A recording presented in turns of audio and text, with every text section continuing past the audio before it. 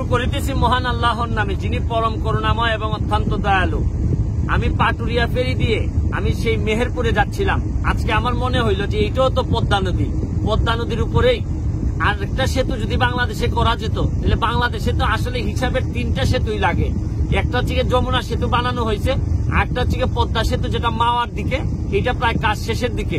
আর এইটা হচ্ছে গিয়ে, যদিও এটা সবচেয়ে পুরাতন, এখানে হচ্ছে এইদিকে হচ্ছে দৌলদিয়া আর এদিকে হচ্ছে গিয়ে পাটুরিয়া।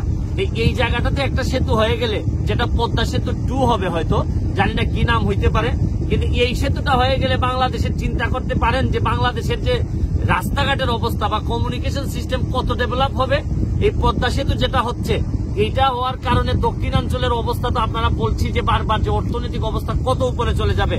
আর এই পাটুরিয়া দৌলদিয়া যদি পদ্মা সেতু 2টা তৈরি করা যায়, তাহলে এই অঞ্চলের মানুষের সময় কত বেঁচে যাবে এবং বাংলাদেশের অর্থনীতিতে কত ধরনের ডেভেলপমেন্ট হবে, এটা চিন্তাই করা যায় না। আমি আজকে এই ভিডিওটা করতেছি এই কারণে, আমি আমার মাননীয় প্রধানমন্ত্রীকে বলতে চাই যে পদ্মা সেতু নিশ্চয়ই আপনার চিন্তার মধ্যে আছে, যে এইখানে আরেকটা ব্রিজ বানাইলে, এই পদ্মা সেতু প্রায় তো শেষের দিকে, এখন এইটার চিন্তা যদি শুরু করে দেন, তাইলে দেখা যাবে যে বাংলাদেশে যে আমাদের যে অর্থনৈতিক সুপার হাইওয়েতে যেটা আমরা যাইতে চাই, আমাদের জন্য অনেক বেশি সহজ হবে।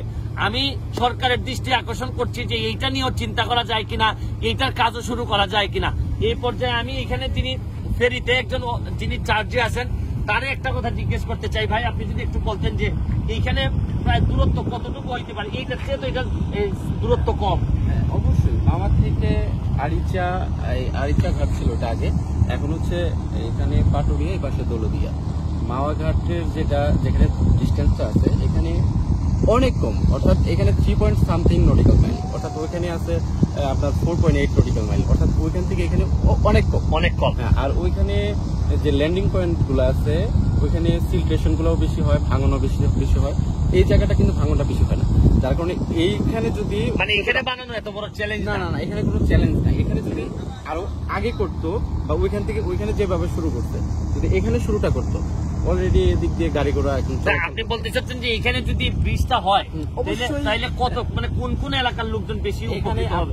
এখানে আপনার এই দক্ষিণ অঞ্চলের যত জেলাগুলো আছে সবগুলাই এখান দিয়ে চলাচল করতে পারবে। এখান দিয়ে এই কিছুদিন আগেও, মানে রিসেন্ট, এই ওইদিকে সিলটেশন হওয়ার কারণে ওইখানে কিন্তু মাওয়াতে বন্ধ ছিল, তখন কিন্তু সবগুলো এদিক দিয়ে পারাপার, কোনো সমস্যা হয়নি। এখানে যদি হয়ে যায়, এখানে কোনো সমস্যা হবে না। Thank you. আমি এই ভিডিওটা শেষ করার আগে আমি একটা কথা বলতে চাই যে আমরা এখন আর পিছনে থাকতে চাই না। আমি বিশ্বাস করি জননেত্রী শেখ হাসিনার যে শক্তিশালী এই যে হাতে যে নেতৃত্ব, এই নেতৃত্ব উনি থাকতে থাকতে এই সেতুটার কাজও যদি শেষ হয়ে যায়, তাহলে বাংলাদেশ অর্থনৈতিকভাবে সুপার হাইওয়েতে যাওয়ার জন্য যা যা দরকার, আমাদের তো সামর্থ্য আছে। আমরা তো প্রমাণ করেছি যে বিশ্ব ব্যাংকের টাকা ছাড়াই আমরা নিজেদের টাকা দিয়েই পদ্মা সেতু বানাইতে পারছি।